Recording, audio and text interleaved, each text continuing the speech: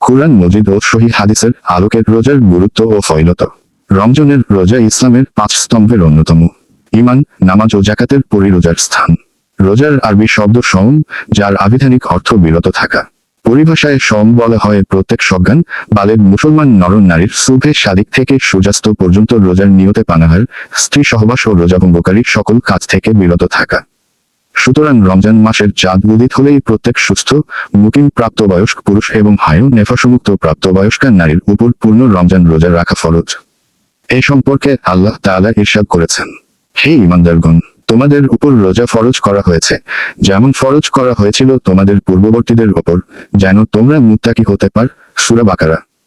অন্য আয়াতে ইরশাদ করেছেন, সুতরাং তোমাদের মধ্যে যে ব্যক্তি এই মাস পাবে সে যেন অবশ্যই রোজা রাখে। হযরত আবু হুরায়রা বলেন, রাসূলুল্লাহ সাল্লাল্লাহু আলাইহি ওয়াসাল্লাম ইরশাদ করেছেন, যখন তোমরা রমজানের চাঁদ দেখবে তখন থেকে রোজা রাখবে, আর যখন শাওয়ালের চাঁদ দেখবে তখন থেকে রোজা বন্ধ করবে।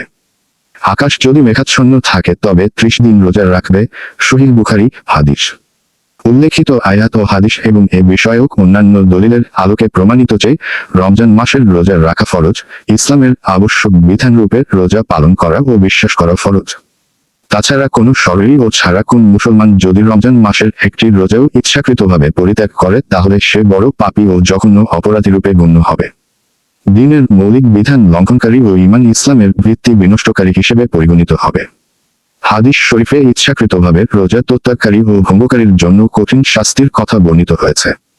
হযরত আবু উমামারা বলেন, আমি রাসূলুল্লাহ সাল্লাল্লাহু আলাইহি ওয়াসাল্লামকে বলতে শুনেছি, আমি ঘুমিয়েছিলাম, স্বপ্নে দেখলাম আমার নিকট 2 ব্যক্তি আগমন করল। তারা আমার বাহুদ্বয় ধরে আমাকে এক দুর্গম পাহাড়ে নিয়ে এল। তারপর আমাকে বলল, আপনি পাহাড়ের উপর উঠুন। আমি বললাম, আমি তো উঠতে পারবো না। তারা বলল, আমরা আপনাকে সহজ করে দিব। আমি উপরে উঠলাম। যখন পাহাড়ের সমতলে পৌঁছালাম হঠাৎ ভয়ঙ্কর আওয়াজ শুনতে পেলাম। আমি বললাম, এসব কিসের আওয়াজ? তারা বলল, এটা জাহান্নামীদের আর্তনাদ। তারপর তারা আমাকে নিয়ে এগিয়ে চলল। হঠাৎ কিছু লোক দেখতে পেলাম যাদেরকে তাদের পায়ের মাংসপেশি দ্বারা ঝুলিয়ে রাখা হয়েছে এবং তাদের মুখের 2 প্রান্ত ছিঁড়ে ফেলা হয়েছে এবং তা থেকে রক্ত ঝরছে। আমি বললাম, এরা কারা? তারা বলল, যারা ইফতারের সময় হওয়ার আগেই রোজা ভেঙে ফেলে। রমজান মাসের একদিন রোজা না রাখলে মানুষ শুধু গুনাহগারী হয় না, ওই রোজার পরিবর্তে আজীবন রোজা রাখলেও রমজানের এক রোজার যে মর্যাদা ও কল্যাণ, যে অনন্ত রহমত ও খায়ের বরকত তা কখনো লাভ করতে পারবে না এবং কোনোভাবেই এর যথার্থ ক্ষতিপূরণ আদায় হবে না।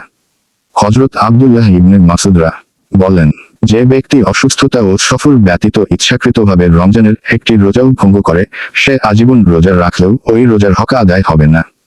যে ব্যক্তি ইচ্ছাকৃতভাবে রমজান মাসের একটি রোজা ভঙ্গ করবে সে আজীবন সেই রোজার ক্ষতিপূরণ আদায় করতে পারবে না। হাদিস শরীফে বর্ণিত রোজার কিছু ফজিলত ও বৈশিষ্ট্য এখানে উল্লেখ করা হলো। 1 নাম্বার হলো রোজার প্রতিদান আল্লাহ রাব্বুল আলামিন নিজেই দিবেন এবং বিনা হিসাবে দিবেন। প্রত্যেক নেক আমলের নির্ধারিত সওয়াব ও প্রতিদান রয়েছে, যার মাধ্যমে আল্লাহ তাআলা আমলকারীকে পুরস্কৃত করবেন। কিন্তু রোজার বিষয়টি সম্পূর্ণ আলাদা, কারণ রোজার বিষয়ে আছে আল্লাহ তাআলার পক্ষ হতে এক অনন্য ঘোষণা। মানুষের প্রত্যেক আমলের প্রতিদান বৃদ্ধি করা হয়। একটি নেকির সওয়াব 10 গুণ থেকে 27 গুণ পর্যন্ত। আল্লাহ তাআলা ইরশাদ করেন, কিন্তু রোজা আলাদা, কেননা তা একমাত্র আমার জন্য এবং আমি নিজেই এর বিনিময়ে প্রদান করব। বান্দা একমাত্র আমার জন্য নিজের প্রবৃত্তিকে নিয়ন্ত্রণ করেছে এবং পানাহার পরিত্যাগ করেছে। হযরত আবু হুরায়রা বলেন, রাসূলুল্লাহ সাল্লাল্লাহু আলাইহি ওয়াসাল্লাম ইরশাদ করেছেন, আল্লাহ রাব্বুল আলামিন বলেন, বান্দা একমাত্র আমার জন্য তার পানাহার ও কামাচার বর্জন করে, রোজা আমার জন্যই, আমি নিজেই তার পুরস্কার দিব আর অন্যান্য নেক আমলের বিনিময় হচ্ছে তার 10 গুণ। রোজা বিষয়ে অন্য বর্ণনায় আল্লাহ তাআলা বলেন, প্রত্যেক ইবাদতই ইবাদতকারী ব্যক্তির জন্য, পক্ষান্তরে রোজা আমার জন্য, আমি নিজেই এর প্রতিদান দিব। এই কথার তাৎপর্য হলো, যদিও প্রকৃতপক্ষে সকল ইবাদতই আল্লাহর জন্য তার সন্তুষ্টি ও নৈকট্য লাভের উদ্দেশ্যই হয়ে থাকে, তবুও রোজা ও অন্যান্য ইবাদতের মধ্যে একটি বিশেষ পার্থক্য রয়েছে। তা হলো অন্যান্য সকল ইবাদতের কাঠামোগত ক্রিয়াকলাপ, আকার আকৃতি ও নিয়ম পদ্ধতি এমন যে তাতে আল্লাহর সন্তুষ্টি লাভের উদ্দেশ্য ছাড়াও ইবাদতকারীর নফসের স্বাদ গ্রহণের সুযোগ বিদ্যমান থাকে। মুখে প্রকাশ না করলেও অনেক সময় তার অন্তরের রিয়া তথা লোক দেখানো ভাব সৃষ্টি হতে পারে। তার অনুভূতির অন্তরালে এ ধরনের ভাব লুকিয়ে থাকে। তা সে অনুভব করতে না পারলেও তার ভিতরে অবচেতনভাবে বিদ্যমান থাকে। ফলে সেখানে নফসের প্রভাব এসে যায়। পক্ষান্তরের রোজা এমন এক পদ্ধতিগত ইবাদত, তার আকার আকৃতি এরূপ যে আল্লাহর সন্তুষ্টি লাভের উদ্দেশ্য ব্যতীত ইবাদতকারীর নফসের স্বাদ গ্রহণের বিন্দুমাত্র সুযোগ নেই। রোজাদার ব্যক্তি নিজ মুখে রোজার বিষয়টি প্রকাশ না করলে সাধারণত তা আলেমুল গায়ব আল্লাহ তাআলা ব্যতীত কারো নিকট প্রকাশিত হওয়ার মতো নয়। তাই রোজার ক্ষেত্রে মাওলার সন্তুষ্টির বিষয়টি একনিষ্ঠভাবে প্রতিহত হয়। এ কারণেই রোজা ও অন্যান্য ইবাদতের মাঝে এরূপ বিস্তর ব্যবধান। রোজার এত বড় ফজিলতের কারণ এটাও হতে পারে যে রোজা ধৈর্যের ফলস্বরূপ। আর ধৈর্য ধারণকারীদের জন্য আল্লাহ তাআলার সুসংবাদ হলো, ধৈর্য ধারণকারীগণই অগণিত সওয়াবের অধিকারী হবে। সব মাখলুকের স্রষ্টা, বিশ্বজাহানের প্রতিপালক আল্লাহ তাআলা নিজেই যখন এর পুরস্কার দিবেন তখন কি পরিমাণ দিবেন। ইমাম আওজাঈরা এ হাদিসের ব্যাখ্যায় বলেছেন, আল্লাহ যে রোজাদারকে প্রতিদান দিবেন তা মাপা হবে না, ওজন করা হবে না, অর্থাৎ বিনা হিসাবেই দিবেন। 2 নাম্বার হলো আল্লাহ তাআলা রোজাদারকে কিয়ামতের দিন পানি পান করাবেন। হযরত আবু মুসা হতে বর্ণিত, আল্লাহ রাব্বুল আলামিন নিজের উপর অবধারিত করে নিয়েছেন, যে ব্যক্তি তার সন্তুষ্টির জন্য গ্রীষ্মকালের রোজার কারণে পিপাসার্ত থেকেছে, তিনি তাকে তৃষার দিন কিয়ামতের দিন পানি পান করাবেন। হযরত আবু হুরায়রা হতে বর্ণিত, রাসূলুল্লাহ সাল্লাল্লাহু আলাইহি ওয়াসাল্লাম ইরশাদ করেছেন, আল্লাহ তাআলা বলেন, রোজা আমার জন্য, আমি নিজেই এর প্রতিদান দিব। কিয়ামতের দিন রোজাদারদের জন্য একটি বিশেষ পানির হাউজ থাকবে, যেখানে রোজাদার ব্যতীত অন্য কারো আগমন ঘটবে না। 3 নাম্বার হলো রোজা হলো জান্নাত লাভের পথ। হযরত হুযায়ফা বলেন, আমি আল্লাহর নবী সাল্লাল্লাহু আলাইহি ওয়াসাল্লামকে আমার বুকের সাথে মিলিয়ে নিলাম। তারপর তিনি বললেন, যে ব্যক্তি লা ইলাহা ইল্লাল্লাহু বলে মৃত্যুবরণ করবে সে জান্নাতে প্রবেশ করবে। যে ব্যক্তি আল্লাহর সন্তুষ্টি কামনায় একদিন রোজা রাখবে, পরে তার মৃত্যু হয়, সে জান্নাতে প্রবেশ করবে। যে ব্যক্তি আল্লাহর সন্তুষ্টির উদ্দেশ্যে কোনো দান সদকা করে তারপর তার মৃত্যু হয়, সে জান্নাতে প্রবেশ করবে। হযরত আবু উমামা হতে বর্ণিত, তিনি বলেন, আমি রাসূলুল্লাহ সাল্লাল্লাহু আলাইহি ওয়াসাল্লামের দরবারে আগমন করে বললাম, ইয়া রাসূলুল্লাহ, আমাকে এমন একটি আমল বলে দিন যার দ্বারা আমি জান্নাতে প্রবেশ করতে পারবো। তিনি বলেন, তুমি রোজা রাখো, কেননা এর সমতুল্য কিছু নেই। আমি পুনরায় তার নিকট এসে একই কথা বললাম। তিনি বললেন, তুমি রোজা রাখো। 4 নাম্বার হলো রোজাদারগণ জান্নাতে প্রবেশ করবে রায়ান নামক বিশেষ দরজা দিয়ে। হযরত শাহুল ইবনে সা'দ হতে বর্ণিত, নবী সাল্লাল্লাহু আলাইহি ওয়াসাল্লাম ইরশাদ করেছেন, জান্নাতে একটি দরজা আছে যার নাম রায়ান। কিয়ামতের দিনে দরজা দিয়ে কেবল রোজাদার ব্যক্তিরাই প্রবেশ করবে, অন্য কেউ প্রবেশ করতে পারবে না। ঘোষণা করা হবে, কোথায় সেই সৌভাগ্যবান রোজাদারগণ।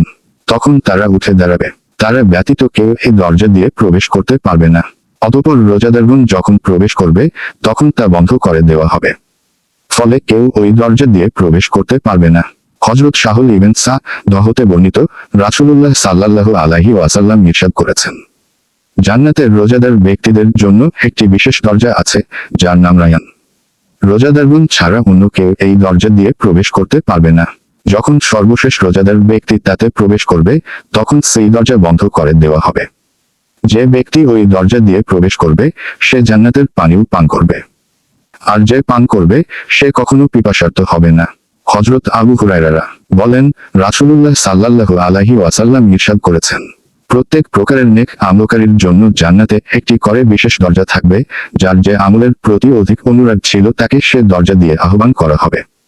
রোজাদারদের জন্য একটি বিশেষ দরজা থাকবে যা দিয়ে তাদেরকে ডাকা হবে, তার নাম হবে রায়ান। আবু বকর বললেন, ইয়া রাসূলুল্লাহ, এমন কেউ কি হবেন যাকে সকল দরজা থেকে আহ্বান করা হবে? তিনি বলেন, হ্যাঁ, আমি আশা রাখি তুমিও তাদের একজন হবে। এ সম্পর্কে বুখারী মুসলিমে বর্ণিত হয়েছে। হযরত আবু হুরায়রা বলেন, রাসূলুল্লাহ সাল্লাল্লাহু আলাইহি ওয়াসাল্লাম ইরশাদ করেছেন, হলো রোজা জাহান্নাম থেকে রক্ষাকারী ঢাল ও দুর্গ। হযরত জাবির হতে বর্ণিত, রাসূলুল্লাহ সাল্লাল্লাহু আলাইহি ওয়াসাল্লাম বলেছেন, আমাদের মহান রব ইরশাদ করেছেন, রোজা হলো ঢাল, বান্দা এর দ্বারা নিজেকে জাহান্নামের আগুন থেকে রক্ষা করবে। রোজা আমার জন্য আর আমি এর পুরস্কার দিব।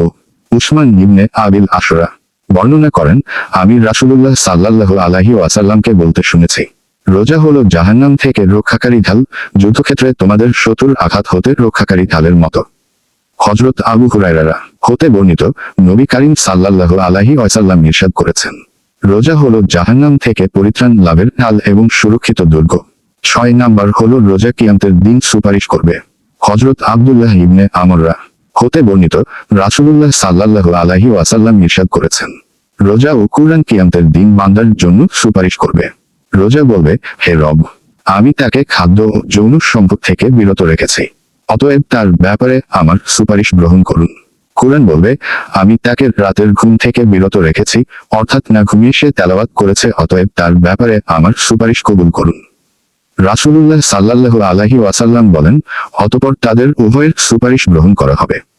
7 নাম্বার হলো রোজাদারের সকল গুনাহ মাফ হয়ে যায়। হযরত আবু হুরায়রা হতে বর্ণিত, রাসূলুল্লাহ সাল্লাল্লাহু আলাইহি ওয়াসাল্লাম ইরশাদ করেছেন, যে ব্যক্তি ঈমানের সাথে সওয়াবের আশায় রমজান মাসের রোজা রাখবে, তার পূর্ববর্তী গুনাহসমূহ ক্ষমা করে দেওয়া হবে। হযরত আব্দুর রহমান ইবনে আওফরা বর্ণনা করেন, রাসূলুল্লাহ সাল্লাল্লাহু আলাইহি ওয়াসাল্লাম ইরশাদ করেছেন, আল্লাহ তাআলা তোমাদের উপর রমজানের রোজা ফরজ করেছেন, আর আমি কিয়ামুল লাইল অর্থাৎ তারাবিহ নামাজকে সুন্নত করেছি। সুতরাং যে ব্যক্তি ঈমানের সাথে সওয়াবের আশায় রমজানের সিয়াম ও কিয়াম আদায় করবে, সে ওই দিনের মতো নিষ্পাপ হয়ে যাবে যেদিন সে মায়ের গর্ভ থেকে সদ্যভূমিষ্ঠ হয়েছিল। 8 নাম্বার হলো রোজা গুনাহের কাফফারা হওয়া কুরআনের আয়াতের মাধ্যমে প্রমাণিত। আল্লাহ তাআলা বিভিন্ন প্রকার গুনাহের কাফফারা স্বরূপ রোজার বিধান নাজিল করেছেন, যেমন ইহরাম অবস্থায় অসুস্থতা বা মাথার কষ্টের কারণে মাথা মুন্ডানোর কাফফারা স্বরূপ। আল্লাহ তাআলার পক্ষ থেকে বিভিন্ন মেয়াদের রোজার হুকুম দেওয়া হয়েছে, তাই সহজেই বোধগম্য যে রোজা বান্দার পাপসমূহকে ধুয়ে মুছে রোজাদারকে পরিশুদ্ধ করে। হযরত হুযায়ফা হতে বর্ণিত, রাসূলুল্লাহ সাল্লাল্লাহু আলাইহি ওয়াসাল্লাম ইরশাদ করেছেন, মানুষের জন্য তার পরিবার, ধন সম্পদ, তার আত্মা, সন্তান সন্ততি ও প্রতিবেশী ফিতনা স্বরূপ। তার কাফফারা হলো নামাজ, রোজা, দান সদকা, সৎ কাজের আদেশ ও অসৎ কাজের নিষেধ। 9 নাম্বার হলো রোজাদারের মুখের গন্ধ মিষ্কের চেয়েও সুগন্ধিযুক্ত। হযরত আবু হুরায়রা হতে বর্ণিত, রাসূলুল্লাহ সাল্লাল্লাহু আলাইহি ওয়াসাল্লাম ইরশাদ করেছেন, সেই সত্তার শপথ যার হাতে মুহাম্মাদের জীবন, রোজাদারের মুখের দুর্গন্ধ আল্লাহর নিকট মিষ্কের সুগন্ধির চেয়েও অধিক সুগন্ধিময়। 10 নাম্বার হলো রোজাদারের জন্য 2টি আনন্দের মুহূর্ত।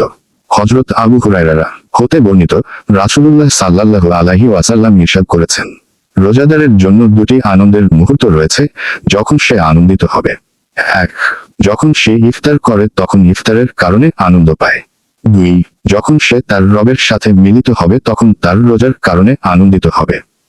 অন্য বর্ণনায় রয়েছে, যখন সে আল্লাহর সাথে মিলিত হবে আর তিনি তাকে পুরস্কার দিবেন, তখন সে আনন্দিত হবে। 11 নাম্বার হলো রোজাদার পরকালে সিদ্দিকিন ও শহীদগণের দলভুক্ত থাকবে। হযরত আমর ইবনে মুররা আল-জুহানিরা হতে বর্ণিত, এক ব্যক্তি রাসূলুল্লাহ সাল্লাল্লাহু আলাইহি ওয়াসাল্লামের দরবারে এসে বলল, ইয়া রাসূলুল্লাহ, আমি যদি একথার সাক্ষ্য দিই যে আল্লাহ ছাড়া আর কোনো মাবুদ নেই এবং অবশ্যই আপনি আল্লাহর রাসূল, আর আমি যদি 5 ওয়াক্ত নামাজ আদায় করি, যাকাত প্রদান করি, রমজান মাসের সিয়াম ও কিয়াম তারাবিহ সহ অন্যান্য নফল আদায় করি, তাহলে আমি কাদের দলভুক্ত হব? তিনি বললেন, সিদ্দিকিন ও শহীদগণের দলভুক্ত হবে। 12 নাম্বার হলো রোজাদারের দোয়া কবুল হয়। হযরত আব্দুল্লাহ ইবনে আমররা হতে বর্ণিত, রাসূলুল্লাহ সাল্লাল্লাহু আলাইহি ওয়াসাল্লাম ইরশাদ করেছেন, ইফতারের সময় রোজাদার যখন দোয়া করে তখন তার দোয়া ফিরিয়ে দেওয়া হয় না, অর্থাৎ তার দোয়া কবুল হয়।